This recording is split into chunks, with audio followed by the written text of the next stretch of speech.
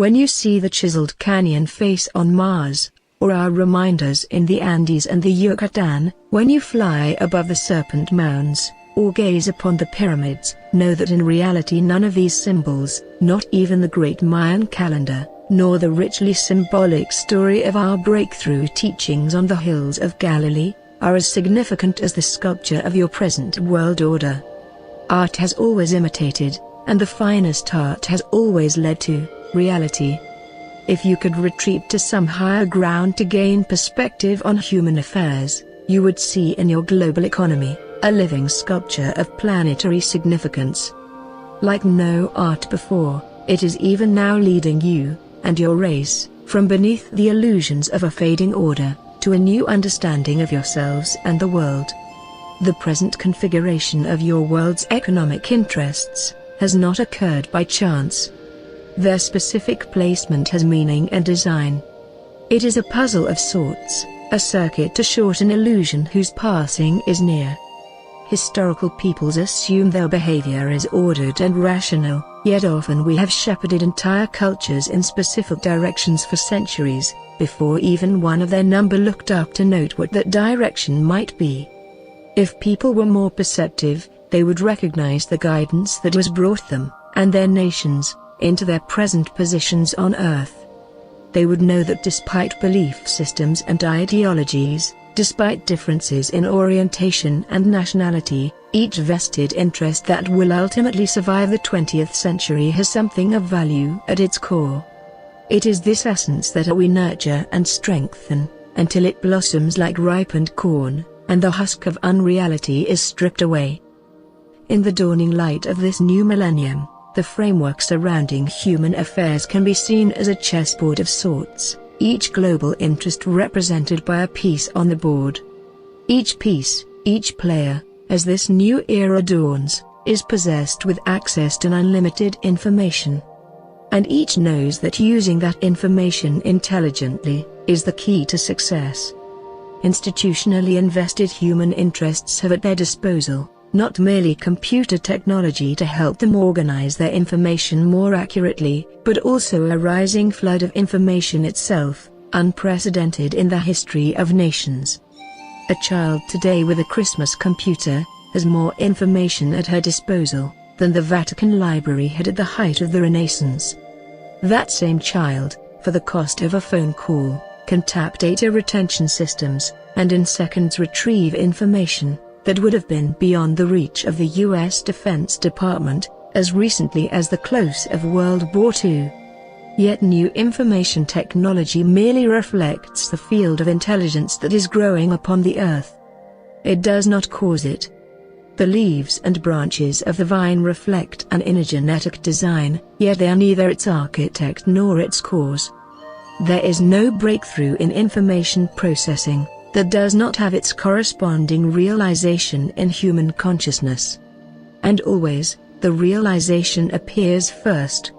What is tangible appears only after its potential has been observed in human awareness, and described in some communicable form.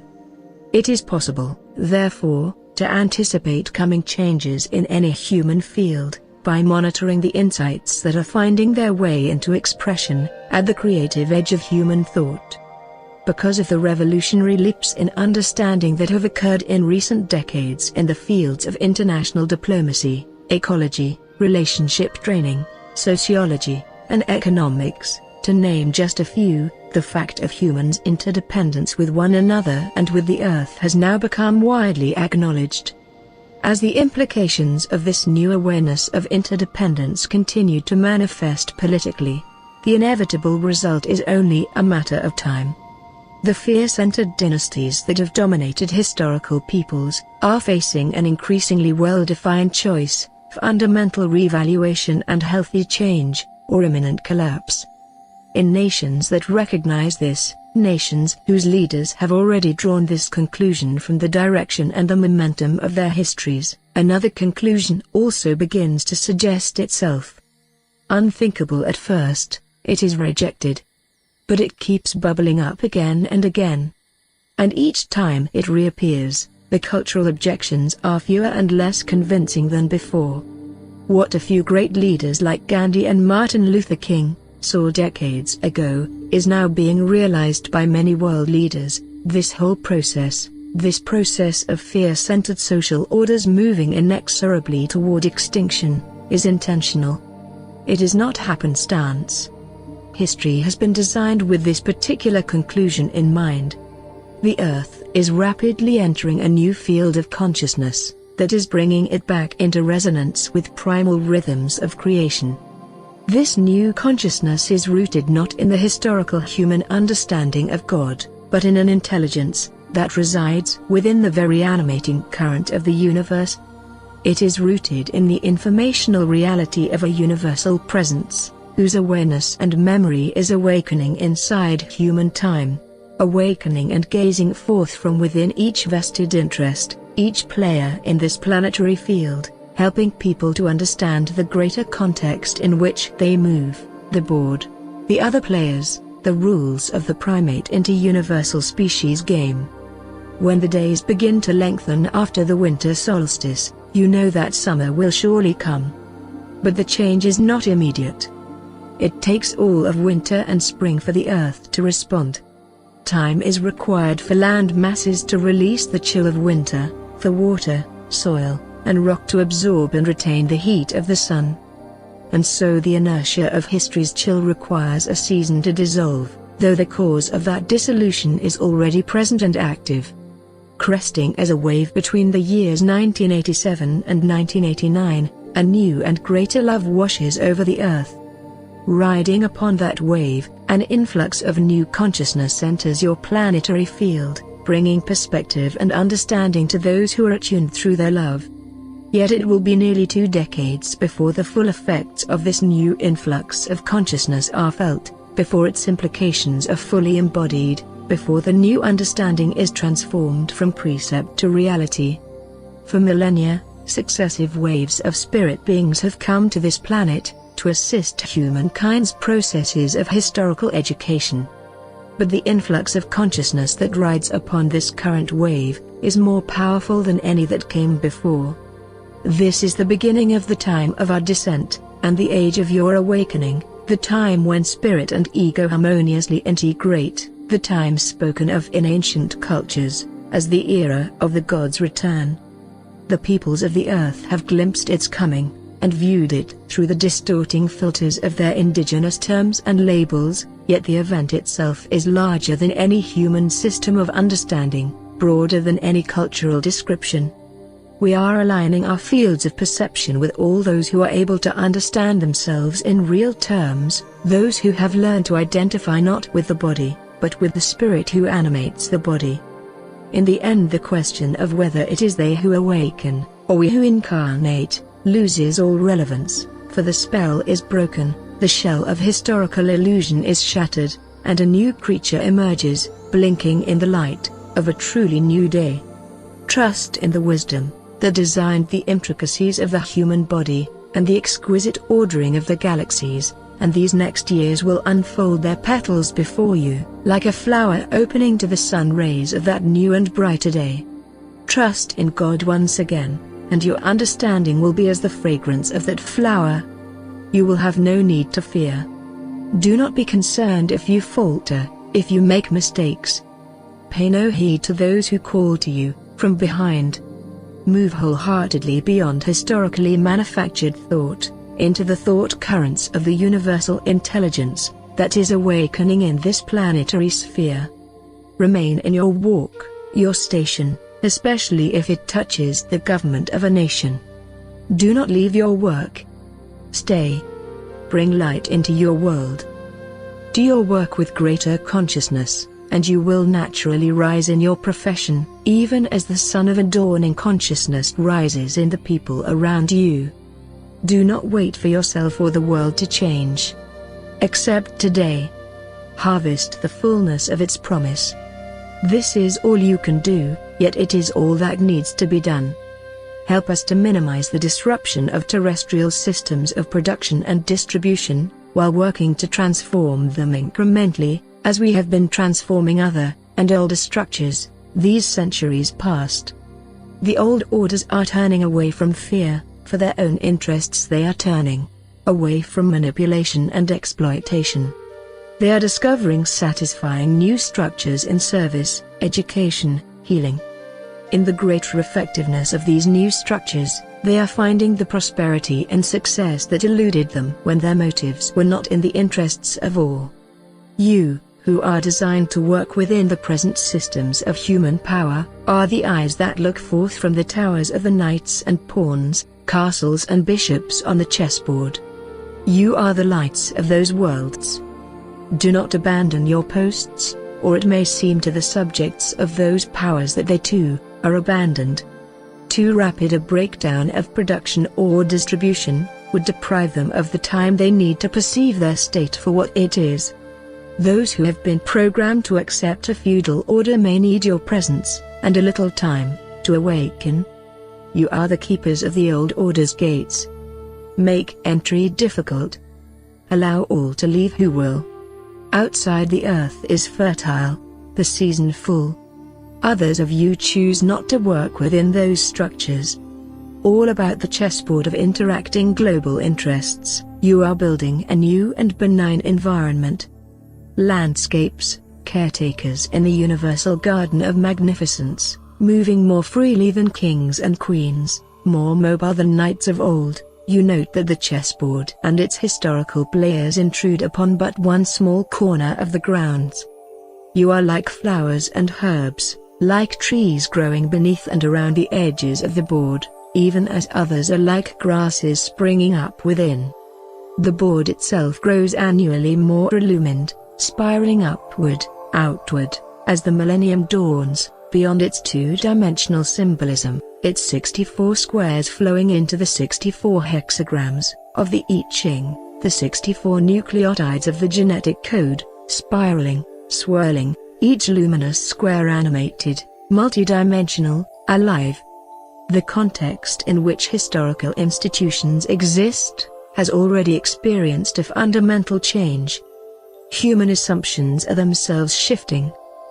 Before this quarter-century transition has passed, humans will understand in wholly different terms both themselves and the world in which they live. The very ground of being will be perceived through the transformed vision of wholeness.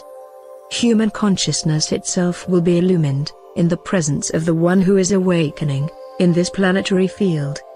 This awakening at the end of history is of such power, and of such awesome magnitude, that its approach has been noticeably altering human affairs for nearly 20 centuries. As a causal force, its shock waves ripple backward through time, drawing all historical events toward it as a magnetic field draws filings of iron. This event, anticipated by Christians as the second coming of Christ, is in fact the first fully conscious incarnation of the Eternal One in the collective consciousness of the world's biosphere. Jesus came to help prepare human understanding for this event, to herald it, as the morning star heralds the dawn. But the dawn whose light is growing on the future horizon, requires all of humankind. Indeed, all of biology, to shine full, and such a dawn has no precedent. As this event approaches ever nearer, all human organizations rooted in fear will be faced with increasing structural difficulties until they either change, restructure, or collapse. Those who subscribe to illusions of supremacy, whether racial, religious, national, or otherwise, will share in the destabilization and disarray of their economies and their organizations, as all systems rooted in such illusion continue to dissolve. With their belief in systems external to themselves, trusting in human concepts and institutions, instead of in the living God within them, such individuals will be found wanting as their systems collapse. Yet there are few human organizations that do not have at their core a genuine vision of value, which, if not initially defined in service or in love, can now be redefined with the greater clarity of those who seek to ease their society's passage into the new.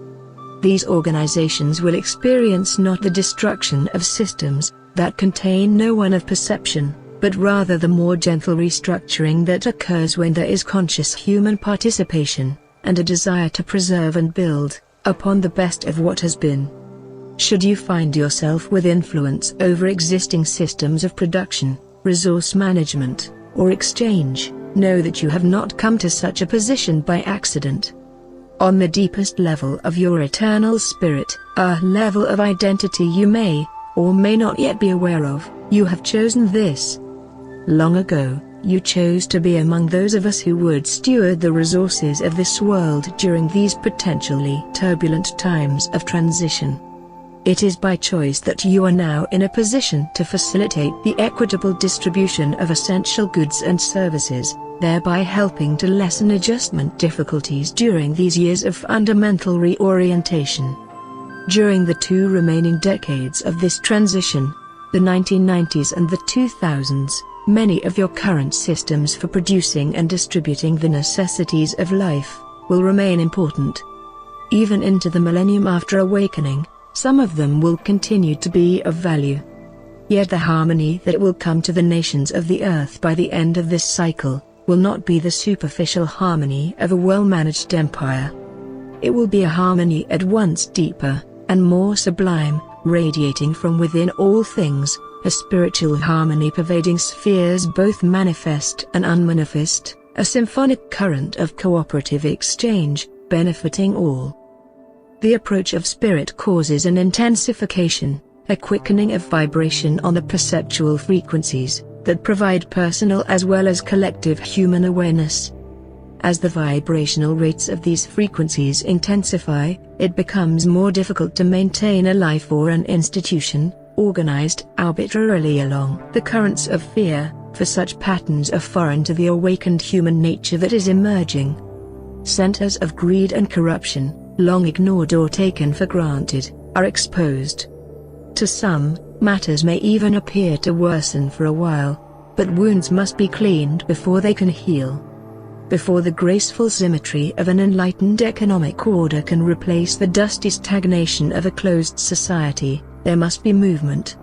When the windows are opened in the spring and the breeze enters the house, replacing the stale air of winter with the fresh air of a new season, it naturally stirs up the dust.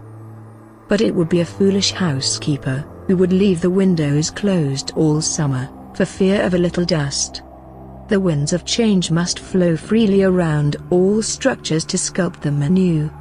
New challenges will naturally arise, along with the new freedom and openness. For a time it may even seem to some as if security and stability have gone to the wind. Yet this cannot be prevented. The consciousness that is arriving here to awaken in human affairs is that of a moving being. Yours is not a stationary God. So it is that the winds of change blow more strongly through human affairs during the great 1987 to 1989 revelations. You have anticipated this, as the time when the changes experienced on personal levels, during the 1960s and 1970s transmissions, would begin to appear in government, international banking, and multinational corporate affairs. These changes have begun. They will continue throughout the next 2 decades, gradually making the human world over, in the consciousness of love, openness, honesty, equality of rights, and opportunity for all. During this coming 20-year cycle, in most parts of the world more progress will be made than many now believe possible, in areas such as human rights, ecological awareness, disarmament, education, free elections, and the fulfillment of basic human needs for food and water. But there will be a few locations that hold out, pockets of resistance. And in these places conditions will worsen up to the moment of collective awakening. It is not negativism to state this, shadows become more clearly defined as the light grows. The brush of education may help to soften the edge of shadow in some of these instances. International sanctions will help in others. However, most people will find their greatest leverage for positively affecting their world in those nations where the political structure encourages the currents of new awareness. There are a few, they know who they are, who are called on to directly address the Beiruts and Belfasts of the world. Take care. Too much distraction with pockets of negativity can dissipate your energy, blind you to the larger global perspective, and greatly reduce the service that you might otherwise offer. When there lie before you dozens of opportunities to apply your energies, skills, talents, and insights, opportunities that assure you of having a positive impact on people's lives, as well as on the earth and her creatures, it is not generally wise to invest your time in situations where you do not have the invitation, or cooperation, of those whom you seek to benefit. Observe which nations are allowing new leadership and new awareness to guide them. Notice how certain communities, cities, even whole societies, are stepping beyond the fearful paradigms of the past. This is not insignificant. The new consciousness is a rising phoenix like in the midst of the old. Your world is being healed. It is becoming whole. No system of government in the historical condition has been perfect, but many systems, often ideologically quite different, contain within them the seeds of perfection. Those who look with a deeper vision, see familiar figures moving beneath the platforms, and behind the stage props. Listening for the truth amidst the surface clamor, they hear the angelic inspirations behind socialism, and know they are the same voices that inspire democracy, the same voices that have always encouraged people to break the yokes of tyranny, politically and in the more subtle government of the soul. Your world has moved through much during this most recent cycle of education, but do not forget, even during historical times, the greatest movements have been not political, but spiritual.